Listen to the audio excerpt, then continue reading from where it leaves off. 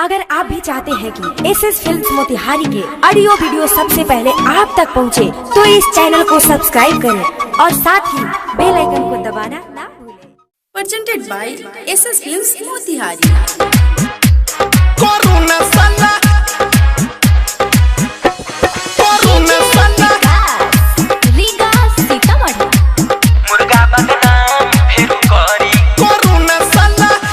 रोज घरे हम ले जाइले रे 2-2 किलो कीन के हाँ रोज घरे हम ले जाइले रे 2-2 किलो कीन के। मेहरारू से बनवाइले हम रोटी पकावाइले, मुर्गा के टंगरी लेग पीस छिपा में धके खाइले खाइले। लॉकडाउन चालू होई, महंगा सब आलू होई। लॉकडाउन चालू होई, महंगा सब आलू होई। मरीच काला मुर्गा बदनाम फेरू करी, कोरोना साला मुर्गा बदनाम फेरू करी। लॉकडाउन चालू होई, महंगा सब आलू होई। मरीच काला मुर्गा बदनाम फेरू करी, कोरोना साला मुर्गा बदनाम फेरू करी।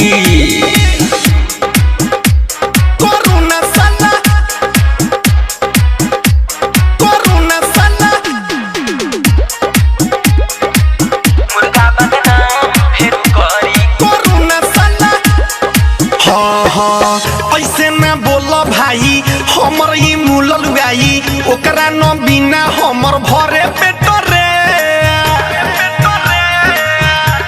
सुन ले छुछे तू चटबे थाली, हाला उठे दे खाली, हो जाई दिमाग तोहर कुल से डरे।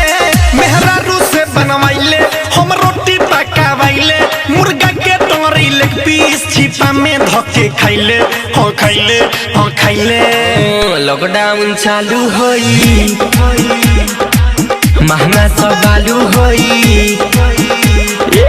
लॉकडाउन चालू होई, महंगा सब आलू होई।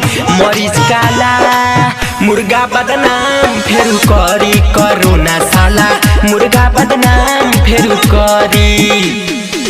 लॉकडाउन चालू होई, महंगा सब आलू होई। मरीच काला मुर्गा बदनाम फेरू करी, कोरोना साला मुर्गा बदनाम फेरू करी।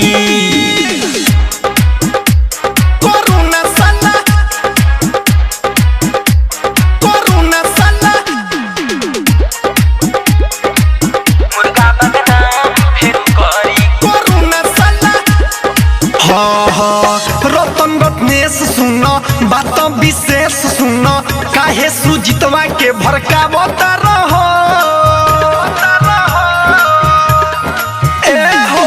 सारा भी संजय छोड़ले, सौरभ ऐश्वर्या छोड़ले, तू काहे न मन मानावता रहो। मेहरारू से बनवाइले हम रोटी पकावाइले, मुर्गा के टंगरी लेग पीस छिपा में धके खाइले खाइले। लॉकडाउन चालू होई, महंगा सब आलू होई। लॉकडाउन चालू होई, महंगा सब आलू होई। मरीच काला मुर्गा बदनाम फेरू करी, कोरोना साला मुर्गा बदनाम फेरू करी। लॉकडाउन चालू होई, महंगा सब आलू होई। मरीच काला मुर्गा बदनाम फेरू करी, कोरोना साला मुर्गा बदनाम फेरू करी। Saurabh digital recording studio Motihari.